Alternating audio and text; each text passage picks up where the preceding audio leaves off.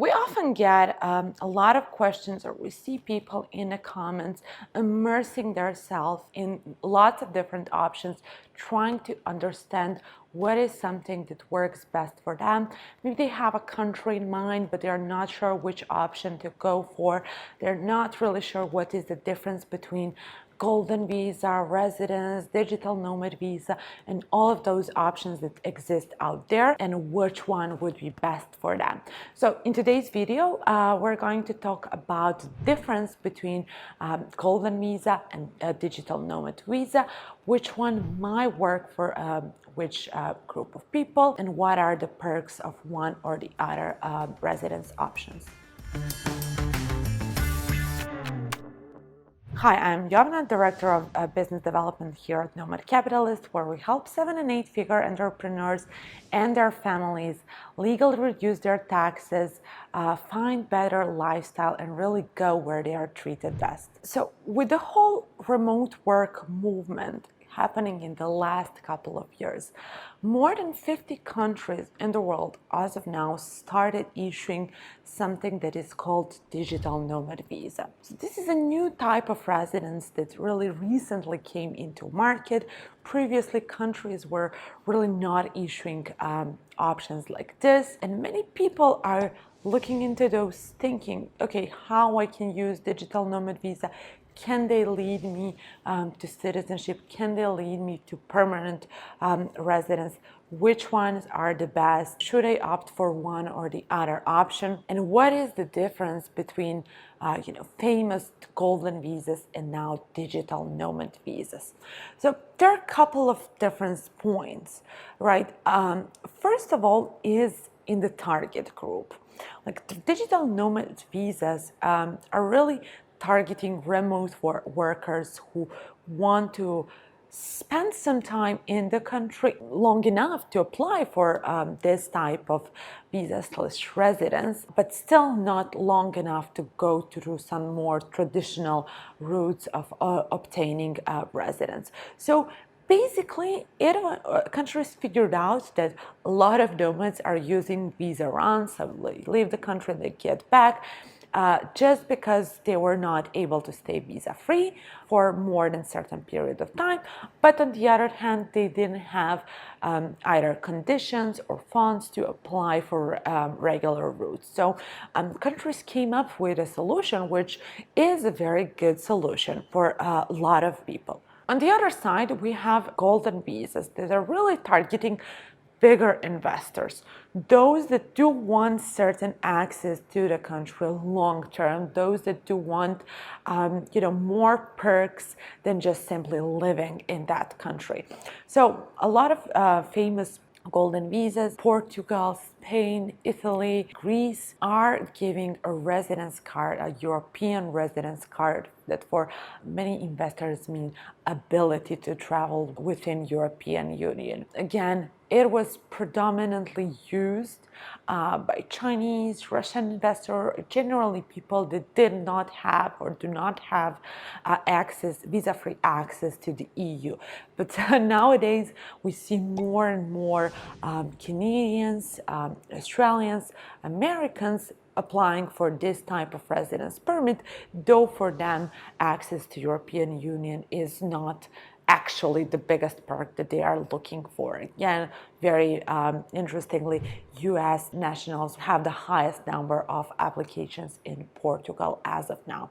So again, first the difference is between kind of the target group. So, but does it mean that large investors cannot apply for a digital nomad visa?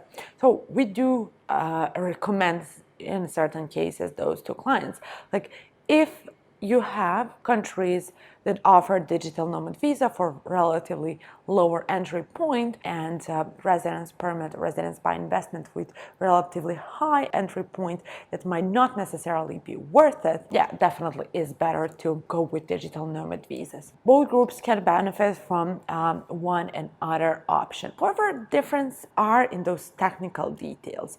What is the validity of those options, and can they lead to citizenship? So usually digital nomad visas are issued for a year, in some very rare cases up until 2 years.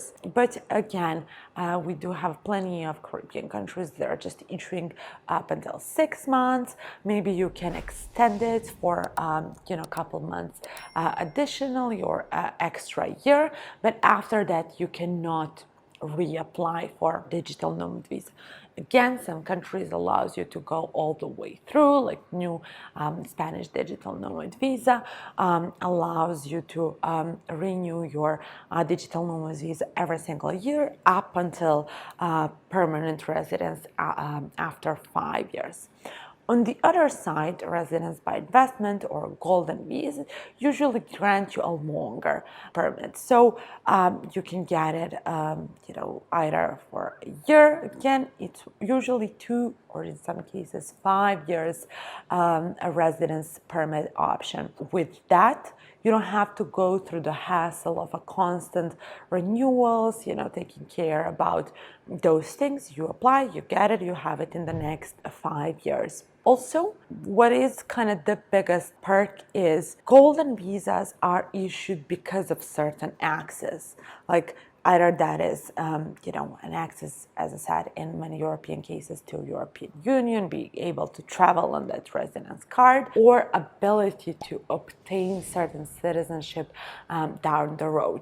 While digital nomad visas are issued with the specific purpose of allowing you to stay in the country.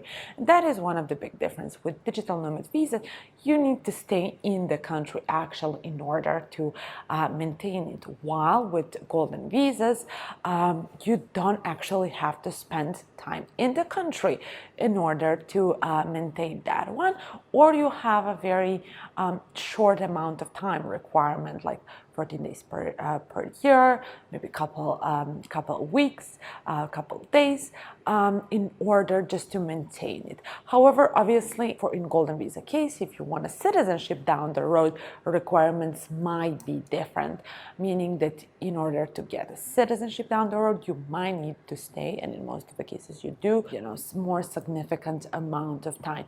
But again, if that's not your option, if you want to just have golden visa as basically as a pocket option where you invest, you get that residence card, and if sometimes in the future you want to relocate there, or if you need to relocate there, whatever the reasons are, you can do that and then kind of basically start counting time for citizenship, or as in Portuguese case, just visit the country 14 days per year. We recommend going a bit extra, and then down the road you can get citizenship. Basically, whether or not you need to spend time in the country is also a big difference between those two options. I spoke previously about citizenship. In most of the cases with digital nomad visa, is not possible. Like you can stay in the country a couple of years. After that, you need to find one or the other option.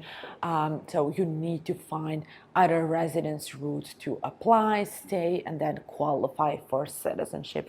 Very small number of countries as of now allow you to go straight to citizenship with digital nomad visa option. Again, Portugal is a perfect example of that. Technically, you can with the D7 visa, you can go through citizenship, but you need to spend a significant amount of time, so more than 6 months per year, in order to maintain that residence and then qualify for citizenship. With a golden visa, you don't have to do that. If you want to know more about it, you can let us know in the comments, or you can visit our website for more details.